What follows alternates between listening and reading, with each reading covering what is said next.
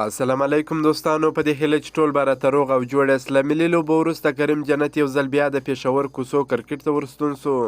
د افغانستان کرکټ ملي لوبډلې ارلونډر لوبغاړی کریم جنت له ملي لوبو وروسته د پېښور کوڅو کرکټ ته بیا ورستون سو.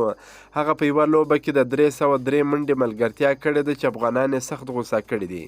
کریم جنت د پېښور په محلي او کوڅو کرکټ کې له خپل ملګري پاکستاني کرکټر کاشف خان سره د 303 منډې ملګرتیا کړې او له کرکټ بورډ څخه غوښتنه کوي چې په هغه د بندیز ولګوي. د معلوماتو له مخې کریم جنت یوه ورځ وړاندې د پېښور په یوه کلب کې لوبه کوي، په داسې حال کې چې د هغه د کلب ټول لوبغاړي د خښتو د بټیو مزدوران او عادي خلک دي چې د هغه دغه کار زموږ ملي وقار ته زیان رسولی دی.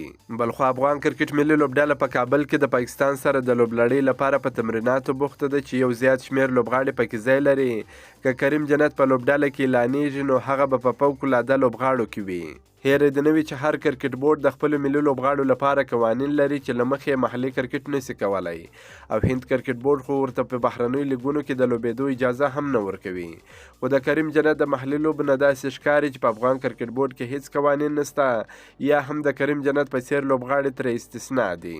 نو باید موږ تاسو ټول په ګډه باندې د دې لپاره کلکه مبارزه وکړو او دا ویډیو شیر کړئ چې تر کرکټ بورډه پورې ورسیږي چې د کریم جنت په څیر نور ډیر لوبغاړي هم شته چې په پاکستان کې په کوڅو کې کرکټ کوي. د دې څخه مخکې شفیق الله شفق څو ځلې لیدل شوی دی چې د پاکستان په کلبونو او په کوڅو کې کرکټ کوي.